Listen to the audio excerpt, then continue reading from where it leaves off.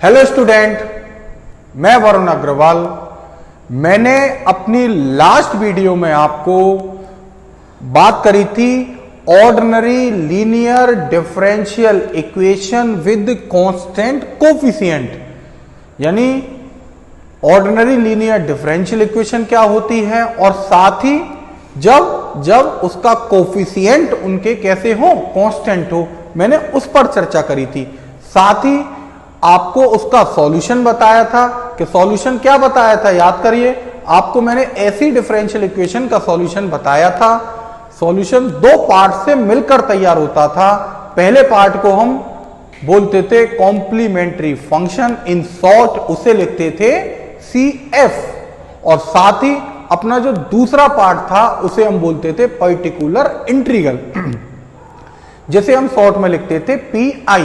तो CF और PI दोनों को अगर हम ऐड कर दें तो ऐड करने पर जो हमें प्राप्त होगा वह अपना सॉल्यूशन कहलाता है गिवन डिफरेंशियल इक्वेशन। क्या यानी सिंपल शब्दों में बात करें तो जब भी आपको ऐसी डिफरेंशियल इक्वेशन सॉल्व करनी हो तो आपको CF और PI की वैल्यू फाइंड करनी है।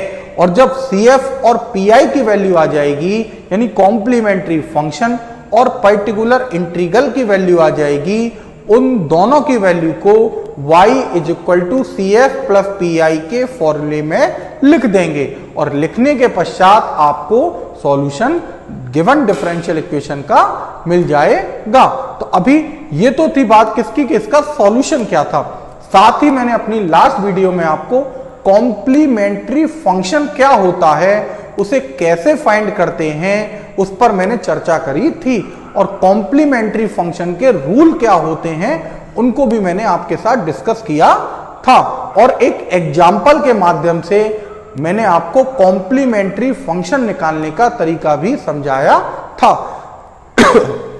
अगर मैं उसी एग्जाम्पल की बात करूं जो लास्ट वीडियो में मैंने आपको बताया था, तो वहां जो PI की वैल्यू थी वो मैंने आपको बताई थी। PI की वैल्यू कितनी थी? 0 थी।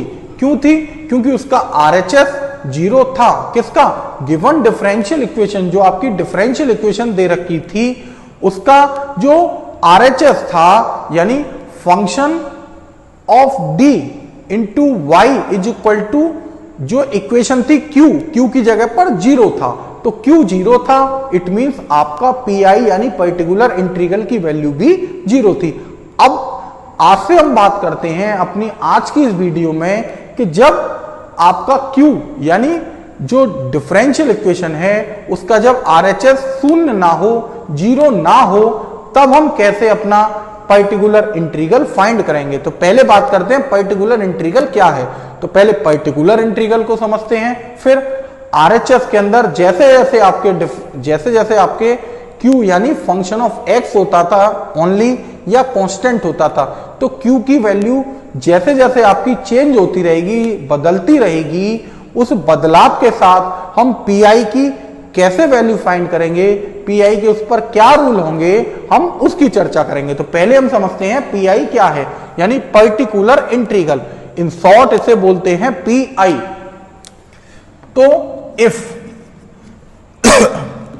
डिफरेंशियल इक्वेशन भी, आपको जो डिफरेंशियल इक्वेशन दे रखी है वो ये है, function of D into Y is equal to Q।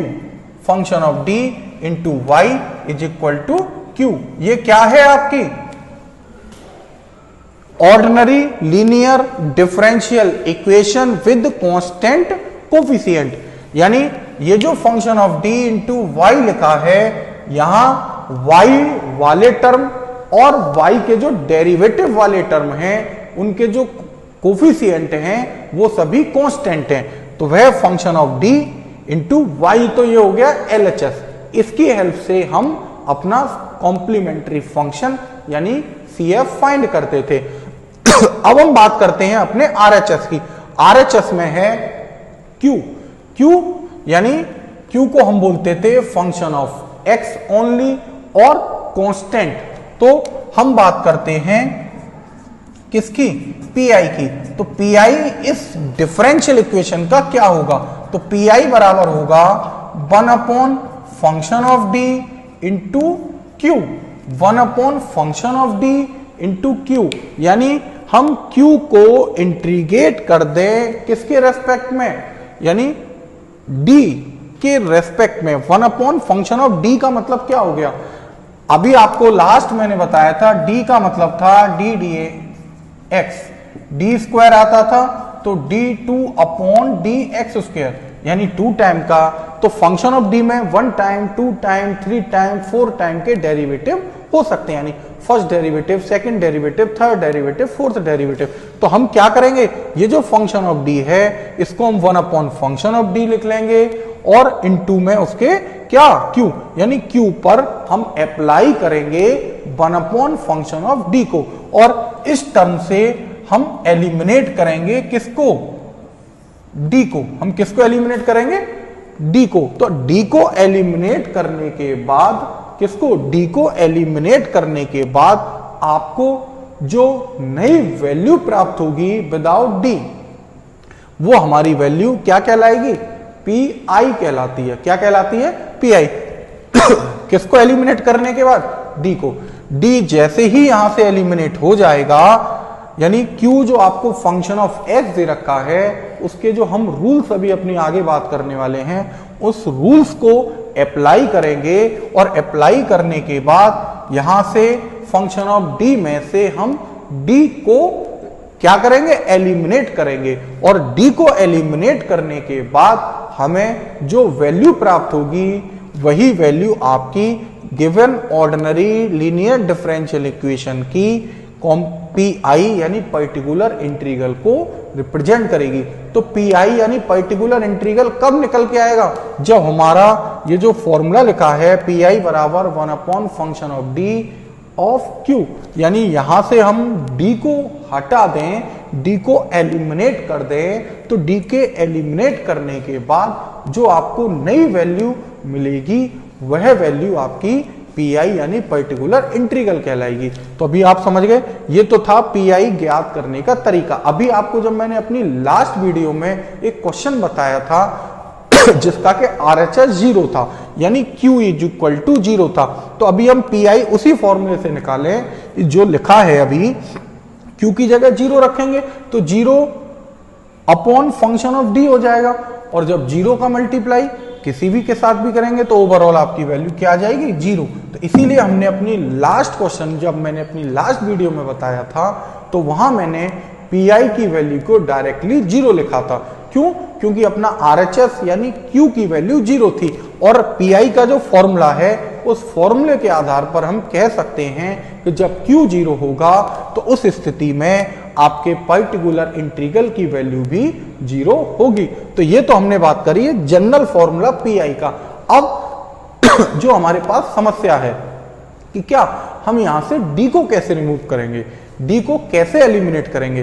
तो डी को एलिमिनेट करने के लिए आपके पास हमारे पर डिपेंड करेगा डी हटाने का तरीका। डी को एलिमिनेट जब भी किया जाएगा वो क्यू पर डिपेंड करेगा कि आपका जो क्यू है वो किस टाइप का फंक्शन है। आपके यहां जो जनरली फंक्शन है मैं उनकी बात कर देता हूं, नोट आप याद रखिए। जो क्यू होगा अपने जो लेवल में दे रखा है, इस टॉपिक में दे रखा है, जब भी हम पर्टिकुलर इंटीग्रल निकालेंगे तो या तो q is equal to e की पावर mx की फॉर्म होगी। q इज इक्वल टू क्या होगा, e की पावर mx होगा, या q is equal to sine ax और cos ax करते हुए फंक्शन होगा,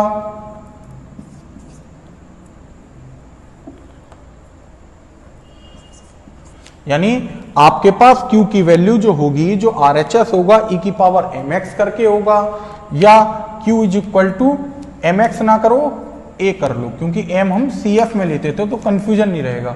q is equal to e की पावर ax रहेगा, या q is equal to sine ax हो सकता है, या cos ax हो सकता है, या q इज इक्वल टू आपके पास कितना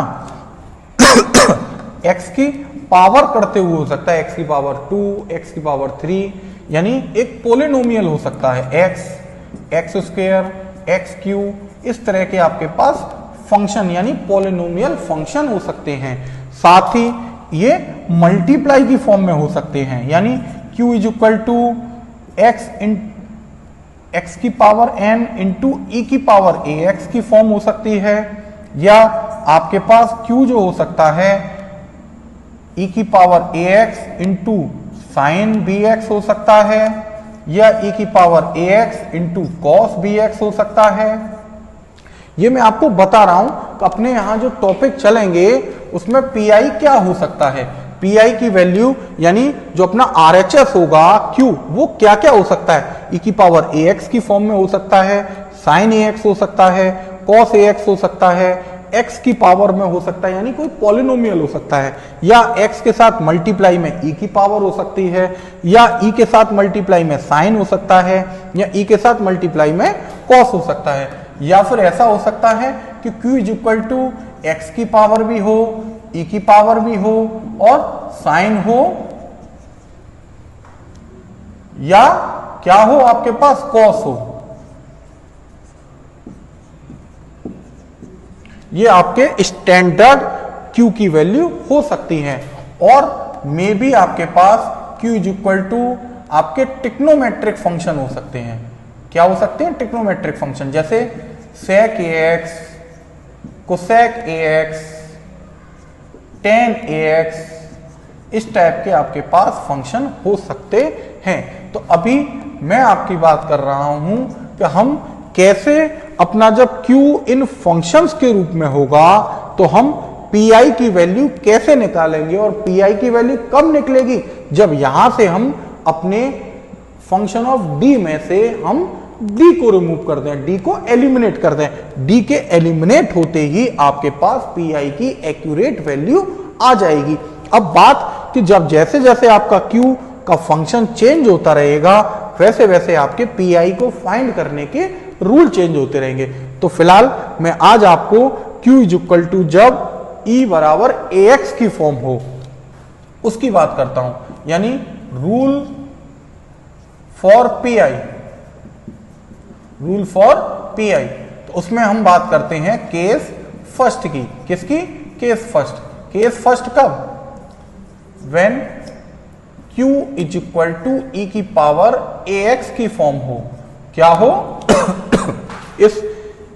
इस डिफरेंशियल इक्वेशन में जाऊं तो q इज इक्वल टू किसकी फॉर्म हो? e की पावर ax की फॉर्म हो। तो हमारा pi क्या होगा ऐसी स्थिति में?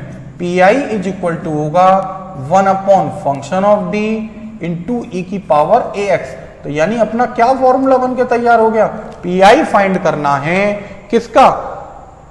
जब RHS में e की पावर ax हो, यानी q के प्लेस पर e की पावर ax हो, तब हम pi कैसे फाइंड करेंगे? तो अपना फॉर्मूला यहां तैयार हो जाएगा 1 upon function of d multiply by e की पावर ax। अब आपका लक्ष्य है यहां से d को एलिमिनेट करना। तो जब e की पावर ax मल्टीप्लाई में हो और 1 अपॉन फंक्शन ऑफ d आगे हो तो हम यहां पर पुट कर देंगे d is equal to a। क्या पुट करेंगे? Put d equal to a। तो d is equal to a रखते ही आपके पास pi इज इक्वल टू आ जाएगा 1 अपॉन फंक्शन ऑफ a, क्योंकि जहां भी d है उसमें हमने d के प्लेस पर a लिखा, और a कहां से आया? ये जो e की पावर में लिखा है ax, e की पावर में जो है ax, तो x के जो मल्टीप्लाई में कांस्टेंट है उस कांस्टेंट को हम d के प्लेस पर रख देंगे। तो हमारे पास आ जाएगा pi is equal to 1 upon function of a और मल्टीप्लाई बाय e की पावर ax। तो इस तरह से आपके पास d के एलिमिनेट होते ही pi आ जाएगा। पर इस शर्त को लगाने से पहले एक कंडीशन और है कि फंक्शन ऑफ a की वैल्यू क्या ना हो? जीरो ना हो। फंक्शन ऑफ a की वैल्यू क्या ना हो? जीरो ना हो। क्यों? क्योंकि अगर फंक्शन ऑफ a जीरो हो गया, आप देखिए अगर यहां मैं d बराबर a रखूंगा तो d बराबर a रखते ही फंक्शन ऑफ a मिलेगा, और अगर फंक्शन ऑफ a जीरो हो गया तो 1 अपॉन जीरो आप जानते हैं इनफाइनाइट होता है। तो इस रूल को लगाने के लिए यहां कंडीशन है कि जब e की पावर ax हो तब हम pi कैसे फाइंड करते हैं? d बराबर a रखते हैं, और अगर d की जगह a रखते ही फंक्शन ऑफ a की वैल्यू जीरो आएगी तो हम इस मेथड को अप्लाई नहीं कर पाएंगे। उस सवाल को करने के लिए, उस क्वेश्चन को करने के लिए हम अपने और नए मेथड्स का प्रयोग करेंगे। तो फिलहाल मैं अभी ऐसे क्वेश्चनों की बात करता हूं जब आपका 1 अपॉन फंक्शन ऑफ ए क्या ना हो, इनफाइनाइट ना हो, यानी कहने का मतलब फंक्शन ऑफ ए यानी डी इज इक्वल टू जब ए फंक्शन ऑफ डी में रखें तो वैल्यू हमें 0 ना मिलती हो। तो ऐसे क्वेश्चन को हम कैसे करेंगे, कैसे हम पीआई निकालने वाले हैं, कैसे इस रूल का हम यूज करने वाले हैं, एक एग्जाम्पल के माध्यम से हम अपने इस टॉपिक को समझते हैं। तो हम एक उदाहरण के माध्यम से, एक एग्जाम्पल के माध्यम से अपनी जो ordinary linear differential equation with constant coefficient है उसका सॉल्यूशन कैसे फाइंड करेंगे, कैसे हम CF निकालेंगे, कैसे हम PI निकालेंगे, हम उसकी बात करते हैं। तो अपना एग्जाम्पल है d2 upon d2 dx square into y यानी y का 2 टाइम का differential with respect to x minus 3 d dx of y यानी y का 1 टाइम का differential plus 2y is equal to e की पावर 4x प्लस e की power minus x। सबसे पहले आपको जब भी डिफरेंशियल इक्वेशन देगा और आपसे सॉल्यूशन की बात करेगा तो आपको अपना मेथड पहचानना है, कौन सी डिफरेंशियल इक्वेशन है और उस डिफरेंशियल इक्वेशन में कौन सा मेथड वर्क कर रहा है। तो अपने जो पुराने मेथड थे जो थे फर्स्ट ऑर्डर और first degree, first order but not of first degree, तो यहां बात करें यह फर्स्ट ऑर्डर की डिफरेंशियल इक्वेशन नहीं है। क्यों? क्योंकि यहां सेकंड डेरिवेटिव आ रहा है। इट मींस हम कह सकते हैं अपने जो पुराने मेथड थे वह यहां फेल हो रहे हैं। तो अब अपने करते हैं आज के टॉपिक की बात कि यह लीनियर डिफरेंशियल इक्वेशन है, साथ ही कांस्टेंट कोफिशिएंट है। आप देखिए y का जो कोफिशिएंट है वो है 2 है, डी dx ऑफ y यानी फर्स्ट डेरिवेटिव का जो कोफिशिएंट है वह 3 है, सेकंड डेरिवेटिव का कोफिशिएंट यहां 1 है। इट मींस तीनों y और y के सभी डेरिवेटिव्स का कोफिशिएंट कांस्टेंट है और RHS आपका फंक्शन ऑफ x है ओनली, यानी जो q है अपनी जो स्टैंडर्ड इक्वेशन जो मैंने आपको बताई थी function of d into y is equal to q क्या था, फंक्शन ऑफ x ओनली। तो RHS फंक्शन ऑफ x है ओनली। अब हम इसका करते हैं सॉल्यूशन। कैसे? सबसे पहले इस दी गई इक्वेशन को हम कन्वर्ट करेंगे किसमें, function of d into y is equal to q की फॉर्म में, कैपिटल D की फॉर्म में हम लेके आएंगे। कैसे लेके आते थे हमें पता है, हम लेट कर चुके थे। d dx को हमने माना था कैपिटल D, 2 टाइम के डिफरेंशियल को हमने माना था d स्क्वायर, क्योंकि यहाँ 2 टाइम तक ही डिफरेंशियल है तो 1 टाइम यानी फर्स्ट डेरिवेटिव को कैपिटल D लिख दिया, सेकंड डेरिवेटिव को हमने d स्क्वायर लिख दिया। लौटकर इन वैल्यू को कहां रखते हैं, इक्वेशन नंबर फर्स्ट में। तो इक्वेशन फर्स्ट क्या होगी आपकी 2 टाइम का डिफरेंशियल यानी d स्क्वायर से रिप्रेजेंट कर दिया, इनटू में y है क्योंकि y का ही तो 2 टाइम डिफरेंशिएट करना है, तो y का 2 टाइम का डिफरेंशिएट को इस तरह से लिख दिया, माइनस आगे है 3 इनटू में है d dx ऑफ y यानी 1 टाइम का डिफरेंशियल विद किसका, y का विद रेस्पेक्ट टू x। तो 1 टाइम के डिफरेंशियल को हमने कैपिटल D से लिख दिया और किसका करना है आपको, y का लिख दिया, plus 2y is equal to e की पावर 4x प्लस e की पावर माइनस 4x, यानी हमने अपनी जो गिवन इक्वेशन थी उसको कैपिटल D में कन्वर्ट किया। अभी LHS पर फोकस करें तो यहां से y को हम कॉमन लेके लिख सकते हैं और आपके पास जो नई इक्वेशन आएगी वो किस टाइप की होगी कि ब्रैकेट में है आपके पास d square minus 3d plus 2 bracket के बाहर y और इज इक्वल टू में e की पावर 4x प्लस e की पावर माइनस x। अब हमको इस डिफरेंशियल इक्वेशन की बात करें, ये इस टाइप की फॉर्म हो गई, function of d into y is equal to 0। तो यह फंक्शन ऑफ d हो गया इंटू वाई हो गया इज इक्वल टू q हो गया। तो अभी इसका सॉल्यूशन ज्ञात करेंगे तो सॉल्यूशन मैंने आपको बताया था क्या होता था, y is equal to CF plus PI। तो पहले हम बात करते हैं CF की, किसकी, CF की। फॉर CF यानी कॉम्प्लीमेंट्री फंक्शन के लिए हम क्या करते थे, याद करिए आपको बताया था जब भी हम कॉम्प्लीमेंट्री फंक्शन की बात करेंगे तो फंक्शन ऑफ डी को 0 के इक्वल रख देंगे। तो फंक्शन ऑफ डी कितना है यहां, उसके लिए हम क्या निकालते थे, ऑक्सिलरी इक्वेशन यानी सहायक समीकरण, शॉर्ट में एई। क्या होगी, फंक्शन ऑफ डी को इक्वल रख दें 0 के, यानी D square minus 3d plus 2 is equal to लिख दिया 0। अभी ये जो डिफरेंशियल, ये जो क्वाड्रेटिक इक्वेशन मिली है डी के अंदर, यानी वेरिएबल डी है और एक द्विघात समीकरण है, इसको हम सॉल्व करेंगे, यहां से हम डी की वैल्यू निकालेंगे। तो फैक्टर करने हैं, फैक्टर करने आपको आते हैं, हम डायरेक्टली फैक्टर लिखेंगे। आपके फैक्टर आ जाएंगे d-1 और d-2, दो फैक्टर आ जाएंगे और d-1 को जब 0 के इक्वल रखेंगे तो यहां से d की वैल्यू 1 मिलेगी, और यदि हम d-2 को 0 के इक्वल रखेंगे तो d की वैल्यू 2 मिलेगी। तो इस तरह से आपके पास d की दो वैल्यू आ गई और दोनों वैल्यू कैसी है, रियल वैल्यू है, और दोनों ही आपकी डिस्टिंक्ट हैं, यानी हमारे पास 2 डिस्टिंक्ट रियल वैल्यू मिल जाती है डी की। और जब आपको दो वैल्यू मिलती थी तो CF का फॉर्मूला लिखाया था C1 और C2।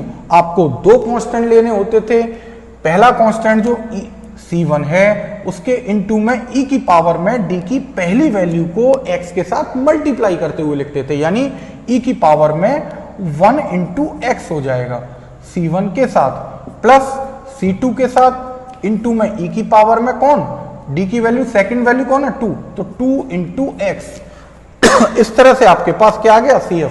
दूसरी बात मैंने आपको पहले भी बताई है, फिर एक बार रिपीट करता हूं कि C1 C2 आपके कांस्टेंट हैं। आप चाहें C1 के साथ e की पावर 2x को लिख सकते हैं और C2 के साथ e की पावर 1x को लिख सकते हैं, यानी हम इनको इंटरचेंज करते हुए भी लिख सकते हैं। साथ ही C1 C2 कांस्टेंट हैं, हम चाहें यहां capital A capital B constant के रूप में भी रिप्रेजेंट कर सकते हैं। तो ये हमने बात करी CF की।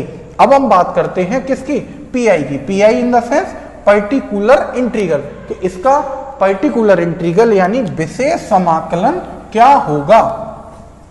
तो जब हम विशेष समाकलन की बात करेंगे, पर्टिकुलर इंटीग्रल की बात करेंगे, तो मैंने फॉर्मूला लिखाया था 1 अपॉन फंक्शन ऑफ डी और मल्टीप्लाई बाय क्यू।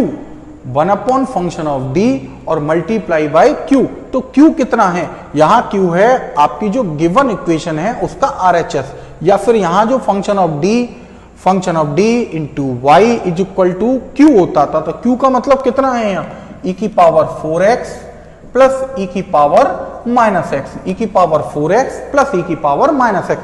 अभी यहां बीच में प्लस है, आपके पास दो फंक्शन है e की एक्सपोनेंशियल, तो दोनों पर हम 1 upon function of D apply करेंगे, यानी 1 upon function of D. Function of D कितना है, यहाँ फंक्शन ऑफ डी की वैल्यू लिख देते हैं। फंक्शन ऑफ डी है आपका, यानी जिसको हम 0 रखते थे, D square minus 3d plus 2, कितना लिख देंगे 1 upon D square minus 3d plus 2।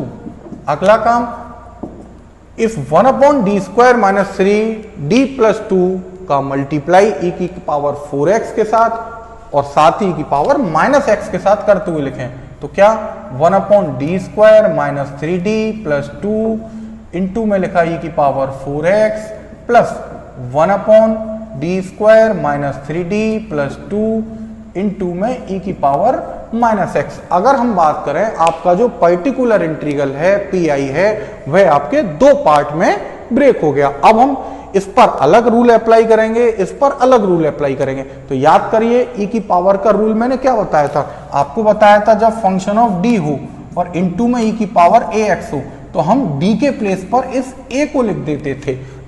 d के प्लेस पर a को लिखते थे कब, जब फंक्शन ऑफ a यानी d बराबर जब a रख दें तो 0 ना हो।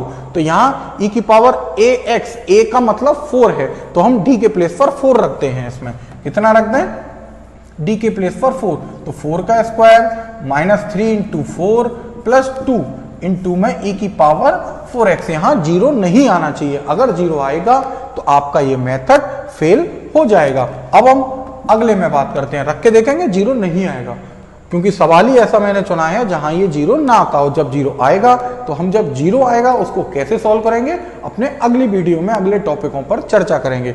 अभी यहां मैच करें तो function of 1 upon function of D है और इनटू में है e की पावर ax। a का मतलब यहां कितना है, e की पावर -x है, तो a का मतलब -1। तो अभी हम d के प्लेस पर इसमें -1 रखेंगे और रखने पर क्या ना हो, जीरो ना हो।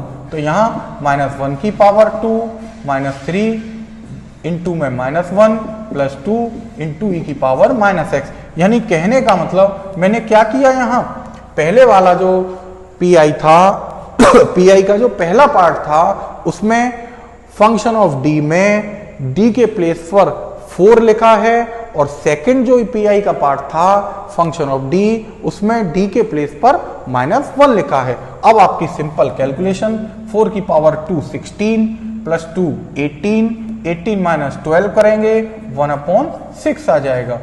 इनटू में e की पावर 4x है प्लस यहां बात करें तो 1 -1 का स्क्वायर 1 हो जाएगा, माइनस माइनस प्लस 3 यानी 1 प्लस 3 4 4 प्लस 2 6 यानी यहां भी 6 यानी 1/6 इंटू ई की पावर -x। यानी फाइनली बात करें मैंने आपको बताया था पीआई कब कंप्लीट होके निकल के आएगा, जब आपका जो फंक्शन ऑफ डी था इनटू में क्यू था तो जो आपका पीआई था डी वाला टर्म था वहां से गायब हो जाए। तो अभी आप देखें यहां कोई भी डी का एक भी टर्म नहीं बचा, तो यही हमारा क्या है, पीआई है, यानी यही अपनी पीआई की वैल्यू है। तो हम पीआई निकाल चुके, सीएफ निकाल चुके।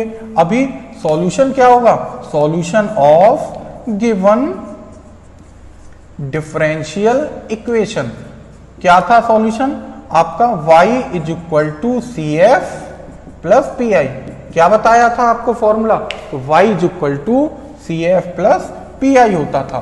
तो अभी हम यहां पर हमने सी एफ की वैल्यू निकाली है, पी आई की वैल्यू निकाली है, तो क्यों ना हम इन दोनों वैल्यूओं को यहां लिख दें जिससे कि आपका क्या आ जाएगा, सॉल्यूशन आ जाएगा।